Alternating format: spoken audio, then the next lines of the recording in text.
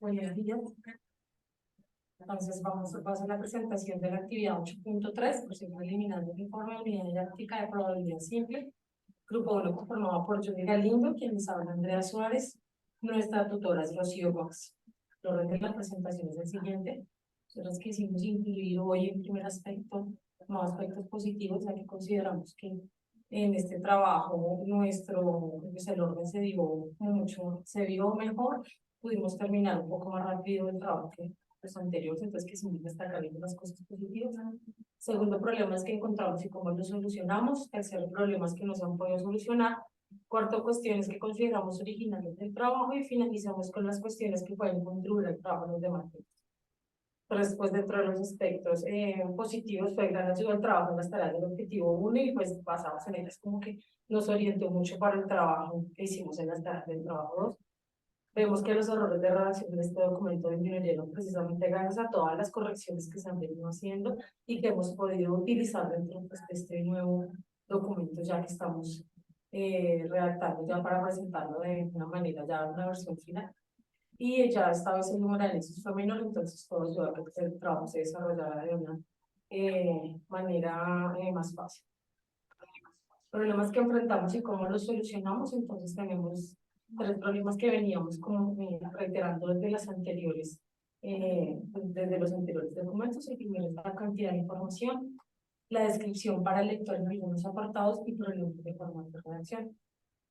Problemas con la cantidad de información, pues entonces ya nos hemos dado cuenta que es bastante importante identificar cuál es la información importante de cada módulo. Nuestra unidad didáctica va a ser un documento bastante largo por la cantidad de tareas, entonces es identificar exactamente qué es lo importante para el lector, para que no se haga una unidad didáctica tan larga. Identificar la información importante de cada módulo, porque pues nos dimos cuenta que hubo módulos como por ejemplo el del diario, el de los diarios, los cuales no hemos retomado mucho acá, pero que sí han sido de gran importancia, aunque no queden plasmados dentro del informe final como tal. Por ejemplo, el diario del profesor sí ha sido de gran importancia pues para construir las actuaciones del profesor, por ejemplo. Cómo presentar la información al lector. Seguimos pues con la discusión de los términos técnicos. Entonces, cómo hacer que el texto sea más legible.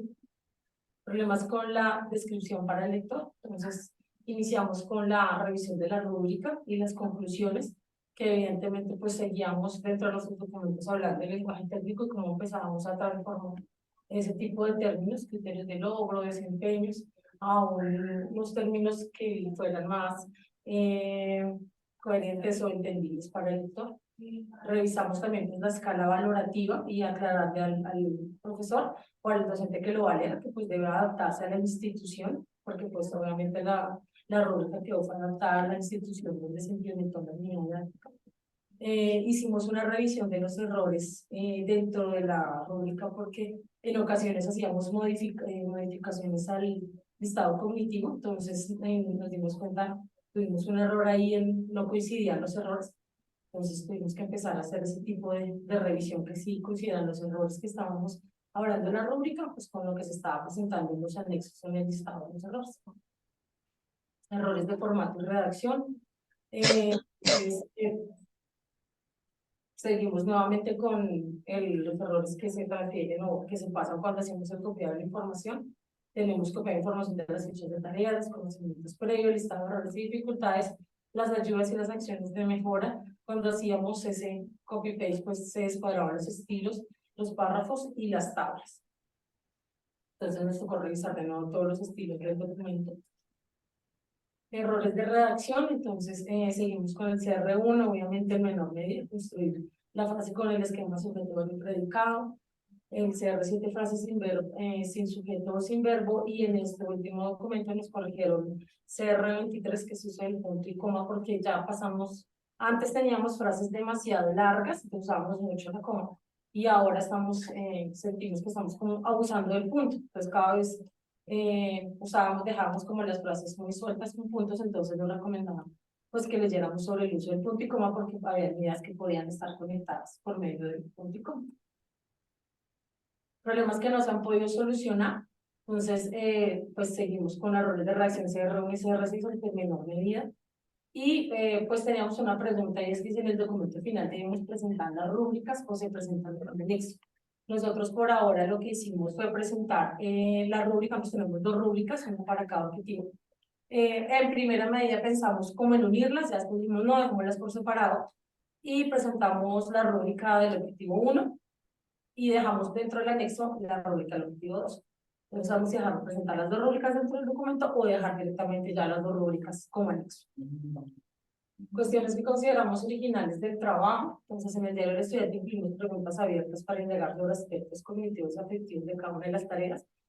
El grupo que yo comento, me di cuenta que no incluyó los diarios.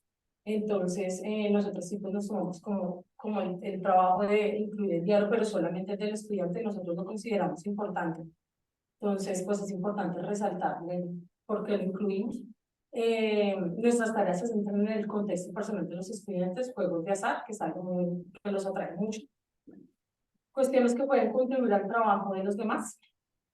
Entonces, la primera es actualizar los documentos cuando se hagan modificaciones en el listado cognitivo, que fue lo que nos pasó a nosotras.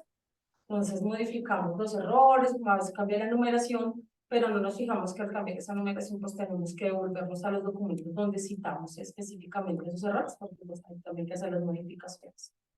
Tener en cuenta las ideas que se apuntaron en el diario y en el profesor, aunque en el trabajo no se menciona específicamente que nosotros hicimos un diario del profesor, cómo lo utilizamos, sí ha sido de gran ayuda ese documento y lo que se ha podido recopilar dentro de ese diario. Como les mencioné, nosotros solamente dentro del trabajo mencionamos el diario del estudiante. Y mantener ordenada la carpeta de archivos complementarios y de anexos. Se ha servido mucho el trabajo en el Drive de mirando las versiones preliminares, porque si, aunque nos fuéramos en el computador normalmente como que no las teníamos tan ordenadas en carpeticas de versión preliminar, sino lo íbamos dejando todo ahí suelto. Entonces es importante mantener ordenada esa carpeta. Muchas gracias. Muchas gracias. Perfecto.